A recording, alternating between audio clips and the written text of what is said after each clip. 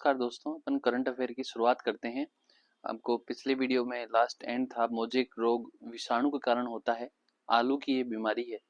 फिर अपन बात करें देश में थोक महंगाई, होलसेल प्राइस इंडेक्स ये बढ़ गया है, और जबकि सीपीआई कंज्यूमर प्राइस इंडेक्स कम ही है, तो होलसेल प्राइस इंडेक्स डब्ल्यूपीआई बढ़ा है थोड़ा सा। इसमें 2.37% के स्तर से वृद्धि हुई है। और इसमें बता दें कि वृद्धि ये डब्ल्यूपीआई की जो हुई है वो आलू, प्याज, फल, तेल कीमत की बढ़ने से हुई है। और जबकि पेट्रोलियम पदार्थ, अनाज, दाल, सीमेंट इन सब की चीजें घटी है। डब्ल्यूपीआई में वैसे ये चीजें सीपीआई में मैटर करती है, लेकिन डब्ल्यूपीआई में भी ये शामिल होती है। तो इसमें अपन आगे देखेंगे कि सीपीआई जो खुदरा महंगाई बोलते हैं, रिटेल जिसको बोलते हैं, सीपीआई पे डिपेंड करती है। जो आम जीवन को प्रभावित करती है वो सीपीआई है। सीपीआई के आधार पर आम जीवन की महंगाई का अपन मापन करते हैं, न कि डब्ल्यूपीआई के आधार पर। सीपीआई निचले स्तर पर है, 5.22% पर है, जो सबसे नीचे है।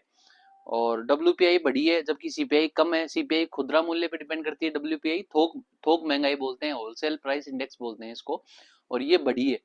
और दोनों में कुछ चीजें कॉमन भी है, सीपीआई व डब्ल्यूपीआई में कुछ चीजें जैसे दालें हैं, अनाज है, कुछ चीजें कॉमन भी है। लेकिन सीपीआई में तो जो ईंधन की, डब्ल्यूपीआई में जो विनिर्मित वस्तुएं हैं उन पे ज्यादा ध्यान दिया जाता है, उनका ज्यादा वेटेज है। और सीपीआई में जो आम जनजीवन की वस्तुएं हैं जैसे अनाज, तेल, ये सब चीजें हैं, सब्जियां, इन इन पे सीपीआई में ध्यान दिया जाता है। तो दोनों का भार अलग अलग है। अब आगे अपन बाहर की भी बात करेंगे। सरकार महंगाई भत्ता सीपीआई के आधार पर जारी करती है, और सीपीआई के आधार पर घर में जो जरूरत वस्तुएं हैं उनमें क्या महंगाई बढ़ी, क्या घटी, ये सब सीपीआई के आधार पर होता है, न कि डब्ल्यूपीआई के आधार पर। डब्ल्यूपीआई उत्पादन, देश की इकोनॉमी प्रतिस्पर्धा हेतु आंकड़े जो प्रस्तुत करती है वो डब्ल्यूपीआई है। एक देश की दूसरे देश से अपन तुलना करें, कितनी महंगाई है, कितना उत्पादन हो रहा है, वो सब डब्ल्यूपीआई के आधार पर देखते हैं। जबकि व्यक्ति की जनजीवन की वस्तुओं पर महंगाई का असर सीपीआई के आधार पर देखते हैं। सीपीआई खाने पीने में 45% बाहर दे रखा है, और ईंधन की वस्तुओं को 6% है मात्र, और सेवाओं में 28% बाहर दे रखा है। तो सीपीआई में आप देखो खाने पीने की वस्तु पर सबसे ज्यादा भार है, इसलिए सीपीआई बढ़ता है, इसका मतलब आम जीवन प्रभावित होता है। और डब्ल्यूपीआई पर विनिर्मित उत्पादों पर सबसे ज्यादा भार दे रखा है, 64%। मतलब डब्ल्यूपीआई घटता बढ़ता है, इसका प्रभाव औद्योगिक क्षेत्र पर ज्यादा पड़ेगा, होलसेल पे ज्यादा पड़ेगा। अब अपन बात करते हैं पोखरण, जो कि जैसलमेर में है। पोखरण फील्ड फायरिंग रेंज, ये जैसलमेर में है। इसमें जो स्वदेशी नाग मिसाइल है, एंटी टैंक मिसाइल है नाग मिसाइल, इसकी थर्ड जनरेशन का सफल परीक्षण किया गया। एंटी टैंक मिसाइल नाग मिसाइल है, और इसमें बता दें कि ये जो मिसाइल है नाग, ये 230 मीटर पर सेकंड के हिसाब से प्रहार करेगी। F&F फायर एंड फॉरगेट तकनीक पर है। एक बार मिसाइल को लक्ष्य बता दिया तो वो लक्ष्य से टकराकर ही ब्लास्ट होगी, दोबारा उसको गाइड करने की जरूरत नहीं है। इंफ्रारेड तकनीक का इस्तेमाल करती है नाग मिसाइल। फिर अपन बात करें नाग MK2, वो ये advance anti tank guidance missile, मतलब टैंक को गिरा देती है इसलिए एंटी टैंक है। गाइडेड मिसाइल है, एक बार गाइड करने के बाद दोबारा गाइड करने की जरूरत नहीं है। 45 किलोमीटर 4 और 6 फीट ये लंबी है, तो 45 किलोमीटर तक के टारगेट को कर सकती है डिस्ट्रॉय, और 6 फीट लंबी है नाग। तो नाग का थर्ड जनरेशन का स्वदेशी परीक्षण पोखरण जैसलमेर में किया गया।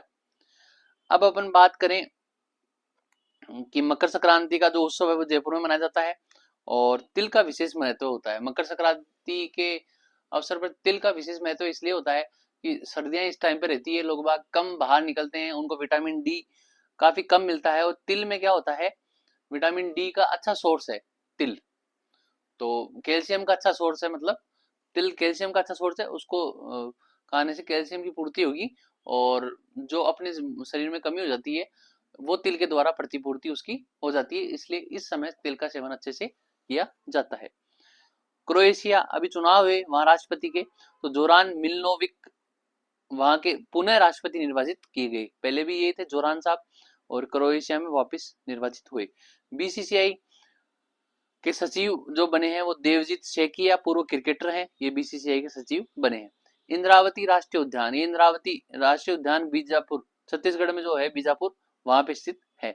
आदित्य L1 की बात करें तो सूर्य के लिए, सूर्य के ऊपर लैंगराज पॉइंट 1 पे छोड़ा गया था आदित्य L1 उपग्रह। 2 सितंबर 2023 को छोड़ा गया। सूर्य व उसके वातावरण को समझने के लिए ये उपग्रह छोड़ा गया। आदित्य वैसे नाम सूर्य का ही होता है। 2 सितंबर 2023 को ये लॉन्च किया गया। 126 दिन बाद ये L1 पॉइंट लैंगराज पॉइंट पर पहुंच गया, जहां पे इसको छोड़ा गया। और इसमें 4 उपकरण है जो सूरज में हो रहे विस्फोट, सूरज में जो रेडिएशन है, सतह व अंदर के तापमान पर जो अंतर है, ये सब आदित्य L1 जांच करेगा। सौर चक्कर क्या होता है कि 11 साल में एक बार पूरा होता है और सूर्य सबसे ज्यादा सक्रिय होता है, उसे सौर अधिकतम कहते हैं। पोंगल ये तमिलनाडु का है पर्व पोंगल। तो पोंगल में क्या हुआ कि तमिलनाडु का पर्व है, जल्लीकट्टू उत्सव इसमें मनाया जाता है। बेल को काबू करने की प्रतियोगिता होती है, जिसमें हर साल कई लोग मरते भी हैं। बेल को काबू करता है वो विजयी होता है। पोंगल के समय होता है तमिलनाडु में। स्वतंत्रता आर्मी डे, आर्मी डे आपको पता है 15 जनवरी 2025 को बनाया गया स्वतंत्रता आर्मी डे। हर बार आर्मी डे 15 जनवरी को बनाया जाता है। 16 जनवरी की बात करें तो नेशनल स्टार्टअप डे 16 जनवरी को मनाया गया। 3 INS को देश की सेना में समर्पित किया गया है। INS सूरत, नीलगिरी व बागशीर। सूरत एक डेस्ट्रॉय है, INS सूरत एक डेस्ट्रॉय है। और नौसेना अध्यक्ष की अपन बात करें तो नौसेना अध्यक्ष है दिनेश के त्रिपाठी साहब। तो ये तीनों ही, एक तो मेड इन इंडिया है सूरत, नीलगिरी और बागशीर। अब सूरत की बात करें, INS सूरत एक डेस्ट्रॉयर है, 164 मीटर लंबा है, वजन इसका 7400 टन तक इसका वजन है। आधुनिक नेटवर्क हथियारों से लैस INS सूरत है जो डेस्ट्रॉयर है।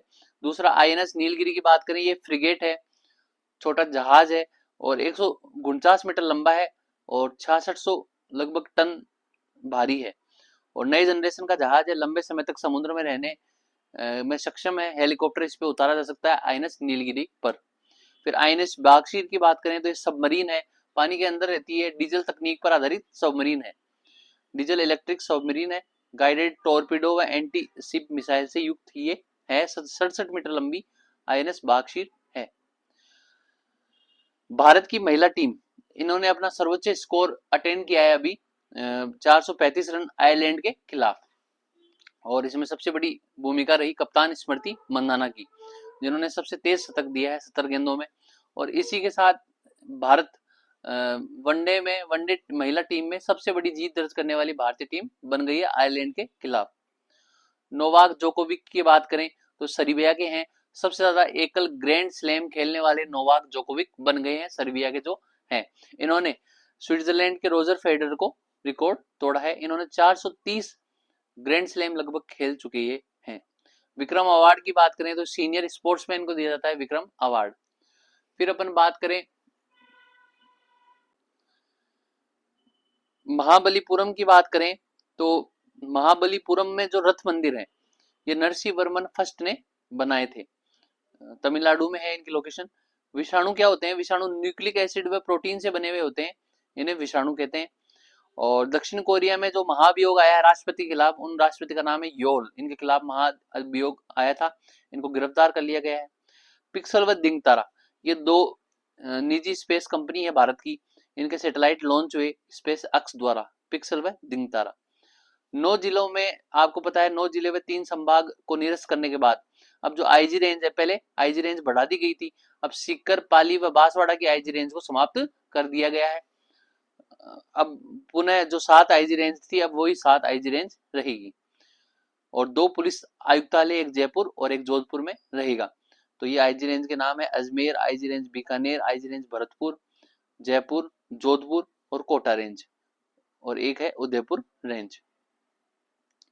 ओंकारवाट मंदिर की बात करें, कंबोडिया में है, सबसे बड़ा धार्मिक स्थल है, सबसे बड़ा मंदिर है ओंकारवाट मंदिर जो कंबोडिया में है। खमेर साम्राज्य की वास्तुकला को दर्शाता है। सूर्यवर्मन सेकंड 12वीं शताब्दी में इसको बनाया था और 1992 में यूनेस्को में शामिल हुआ ओंकारवाट मंदिर। फिर स्विट्जरलैंड की बात करें तो 1 अप्रैल से इन्होंने बुर्का पर, सार्वजनिक जगह पर बुर्का पहनने से बैन किया है। तलवाड़ा हवाई पट्टी, तलवाड़ा में त्रिपुर सुंदरी का मंदिर है जो बांसवाड़ा में है, वहां पे फ्लाइंग स्कूल खोली जा रही है। फ्लाइंग स्कूल झालावाड़, भीलवाड़ा व किशनगढ़ में भी खोली जाएगी। फिर बात करें 17 जनवरी की, तो 26 जनवरी को गणतंत्र दिवस भारत में मनाया जाएगा।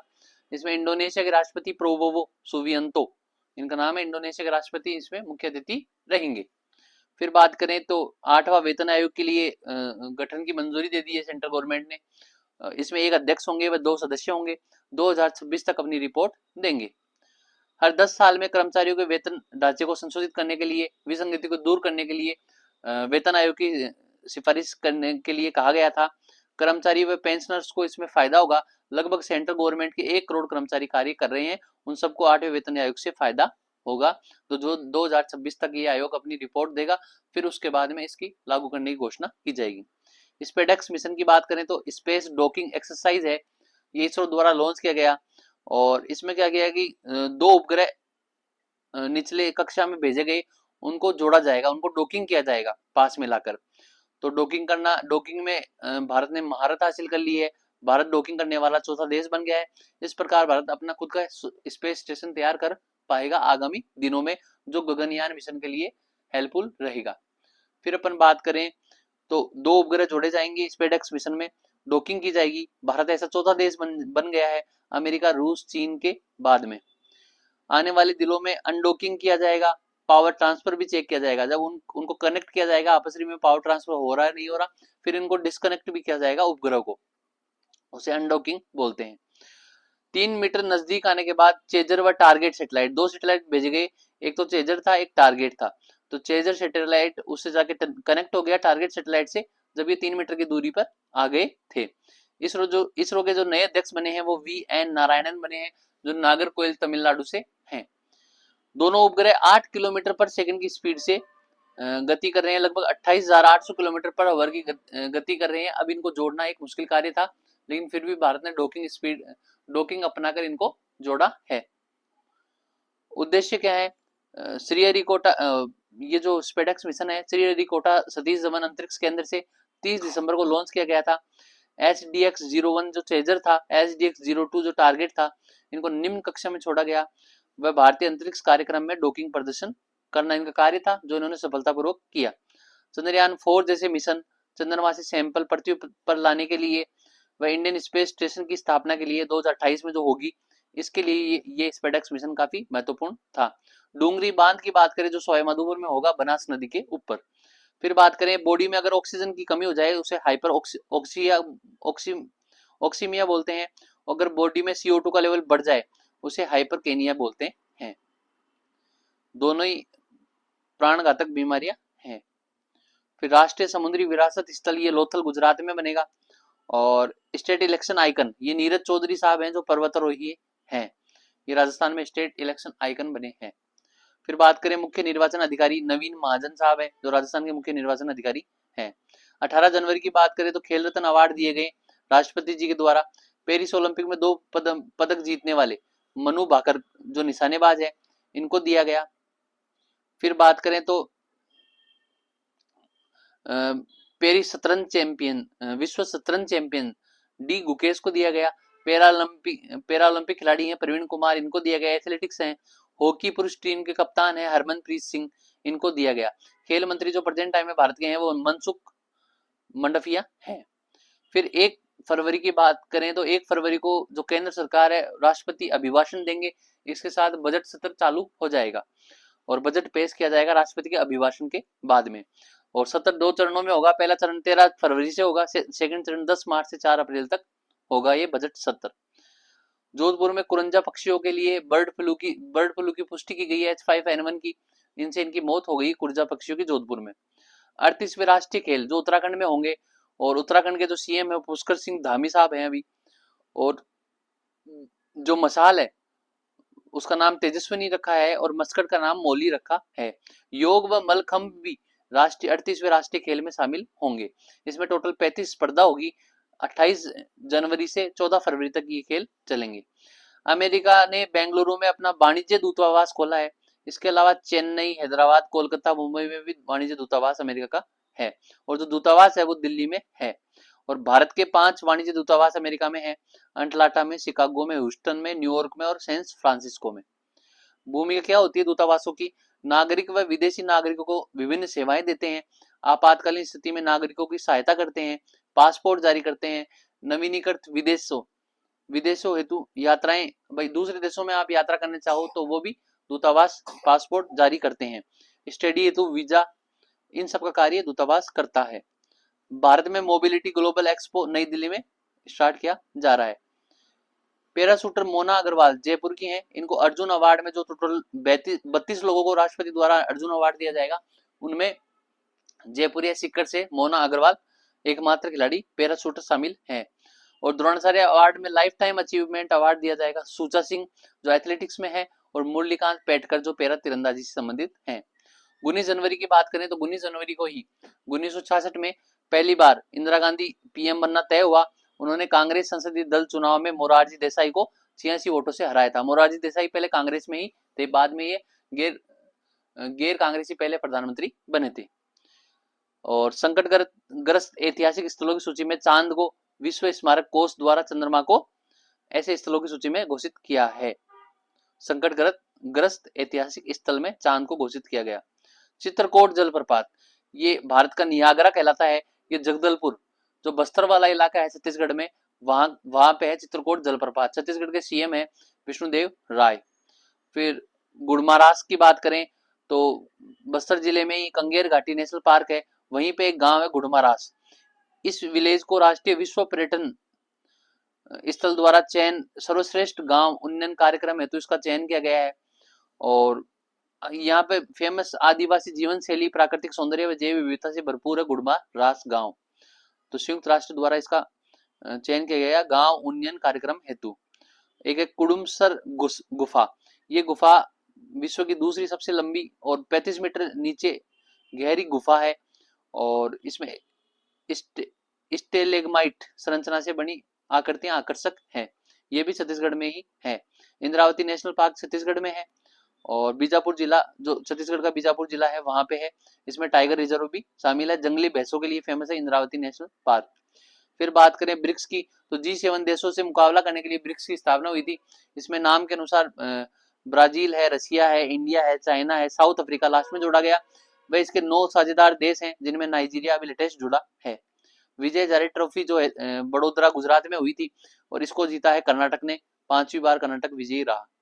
घोड़े की नस्ल है भीमथड़ी, ये घोड़े की नस्ल 8वीं नस्ल है, इसको प्रमाणिकता दी गई है। फिर बात करें तो आकल वुड फॉसिल पार्क, ये वुड फॉसिल पार्क जैसलमेर में है। वैसे लकड़ियों का फॉसिल्स नहीं होता, लकड़ियां गल जाती है, लेकिन अब यहाँ जैसलमेर में लकड़ियां पत्थर बन गई है। हाल ही में इनका तस्करी हो रही है, विदेशों में ये बिक रहे हैं बहुत महंगे। इनको लेकर एक न्यूज आई थी आकलवुड फॉसिल पार्क। 18 करोड़ साल पहले के ये फॉसिल्स हैं। दुर्लभतम जीवाश्म इनमें है। 104 हेक्टेयर में पार्क है। 1972 में जियोलॉजिकल सर्वे ऑफ इंडिया द्वारा राष्ट्रीय भू वैज्ञानिक स्मारक इसको बनाया गया था।